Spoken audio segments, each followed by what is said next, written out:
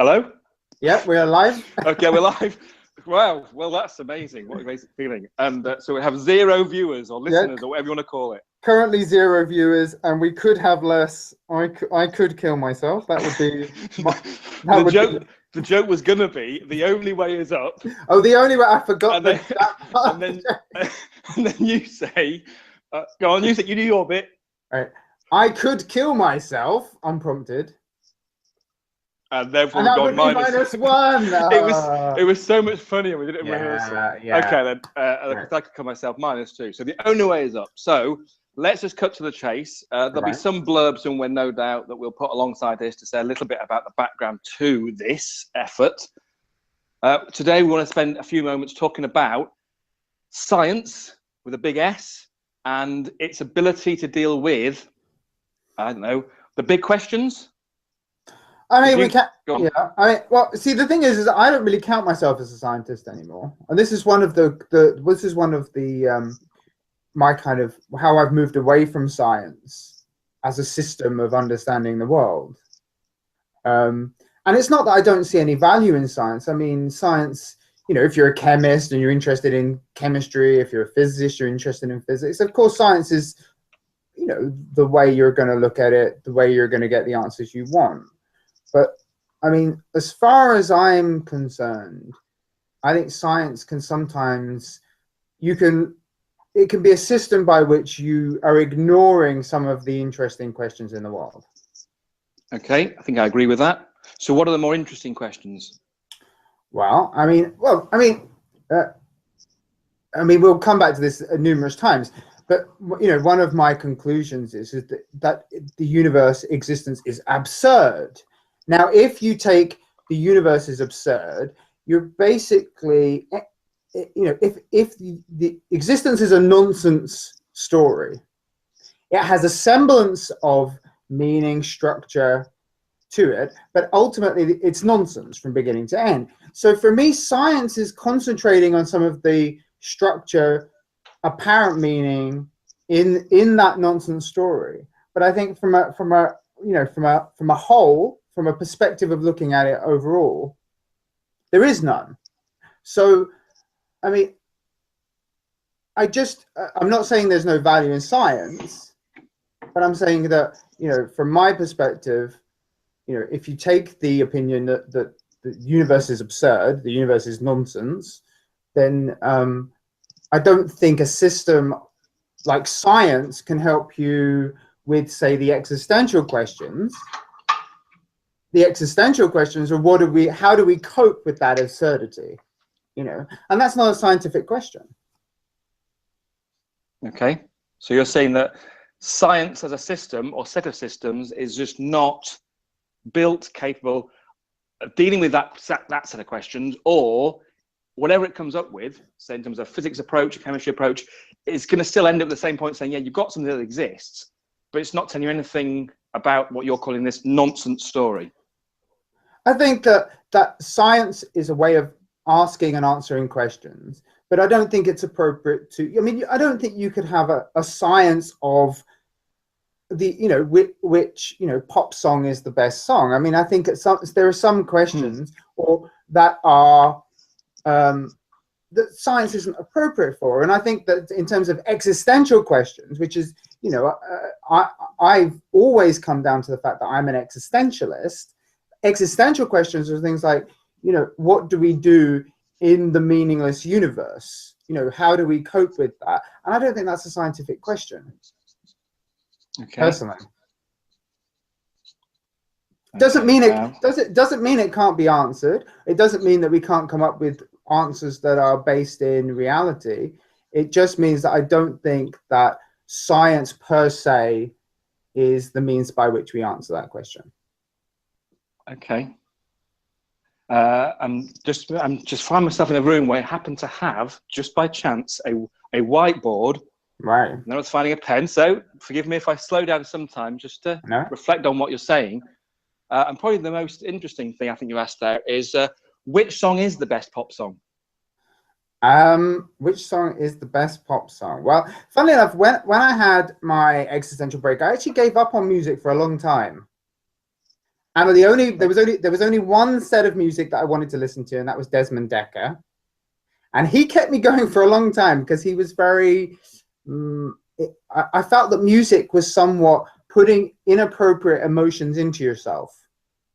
So did you say inappropriate? Inappropriate. So, for example, if you're listening to depressing Radiohead music, and maybe you're not feeling completely suicidal, I think sometimes that could put you into a system of feeling which is inappropriate. I mean, of course, if you feel completely suicidal and you want to listen to Radiohead, I mean that's appropriate.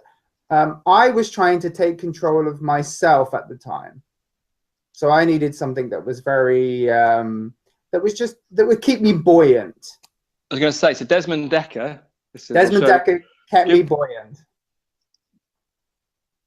Sounds like a title of a blog, doesn't it? A blog post. Desmond Dekker kept me buoyant. Kept me buoyant. Any particular songs? Don't worry if you can't remember. Not off the top of my head. Okay, if any occurred to you. I was going to say then, so we'll assume then that some of that music could be described as, the term that comes into my head is uplifting, because you're saying about putting inappropriate emotions in. Well, exactly. What about if you listen to music which would be described as uplifting in some way? Yeah, I mean, again, I don't necessarily want to be uplifted inappropriately. Okay. Inappropriately. I mean, if I'm at my brother died a couple of years ago now. If I'm at my brother's funeral, I'm not necessarily want to be getting, zippity doo dah. Right. What music played at his funeral? We did have one tune. We had Eddie was a big fan of Imagine of John Lennon, so we had the bit of a cliche whatever, but he had Imagine. I believe it is one of the more popular ones that. It certainly is, but Eddie did. My brother did like John Lennon very much, so it seemed appropriate. Yeah, and it's I think I'm probably on fairly safe ground to say it was a good song. And in fact, if we're going back to the question, would we see this as maybe the best pop song or one of the best? I mean, I personally, I'm not a great fan of the Beatles, so okay. I mean that was one where me and my brother we liked a lot of the same music, but I was always more of a Who man myself. Okay. So what was it about the Who stuff that? I mean, although this blog or this podcast even is not supposed to be about music or music. Okay, we can move back to the main topic soon, but let me just finally to the Who. You've the Who. What is it about the Who you like? What is it about the Beatles you don't like? And then we'll get back to this idea that the universe is fucking absurd. Well, I was always a bit of a mod, so I was very much. I very much liked mod culture. I liked the hair. I liked the clothes. I liked the music. I liked the and the Who for me were the original Who were a mod band, and I very much liked it. Cool. What is it about? Just because it was fitting in a certain genre, a certain way of being that made sense to you? I mean, first and foremost, I liked the music.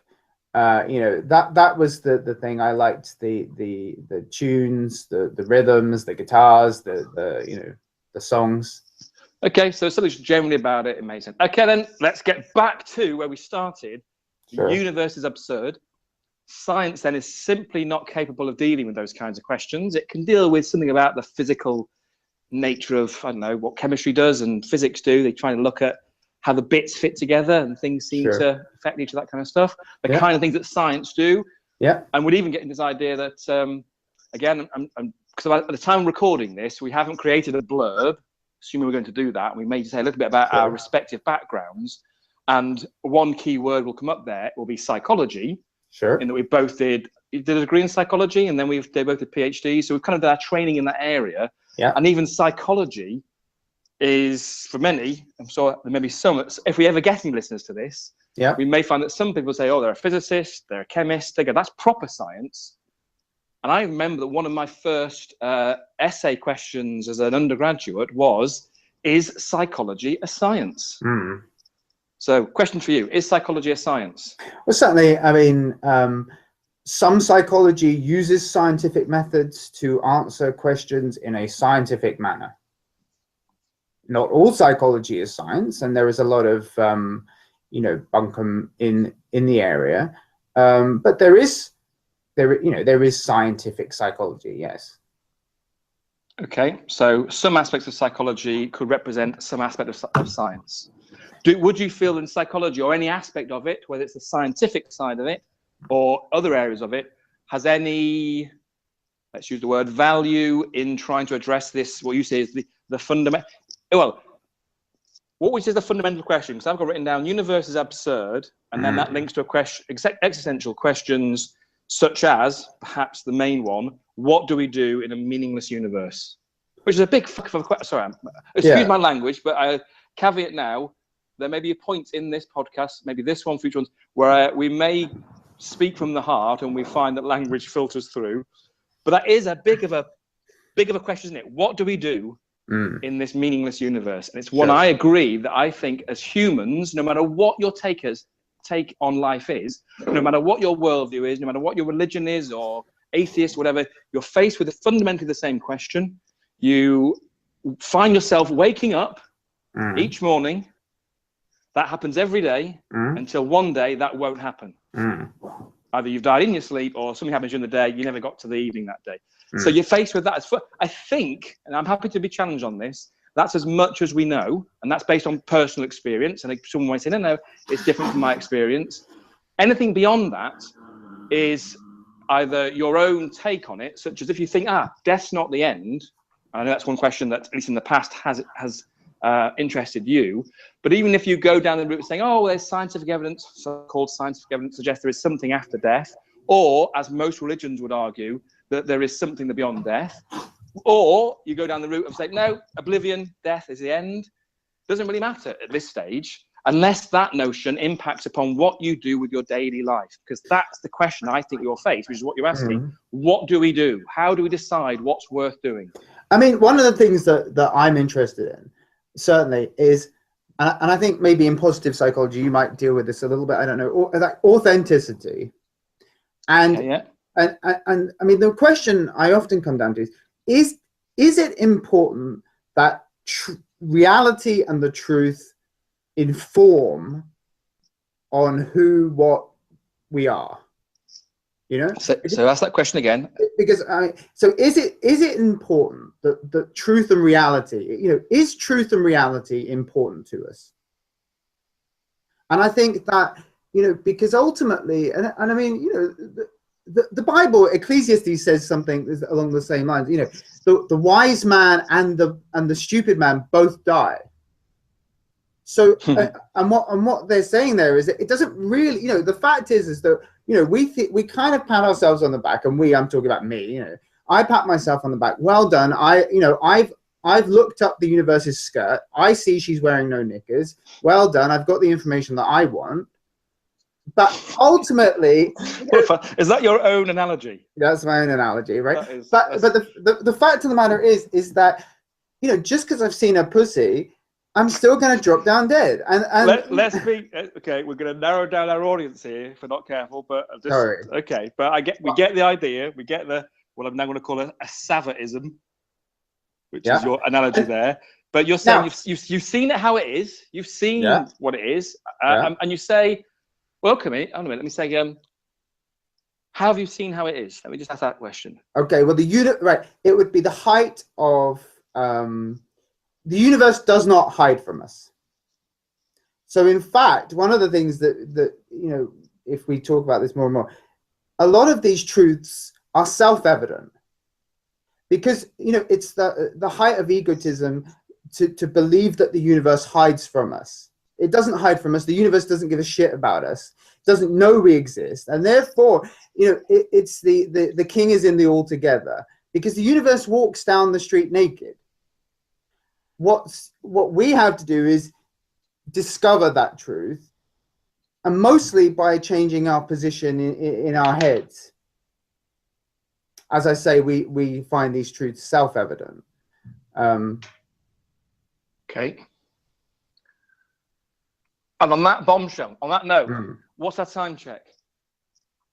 It's 7 minutes past 12. Oh, my doorbell's going. How about that? That's perfect. Then you've cut. I have to get the door. You have your edit point. We're done.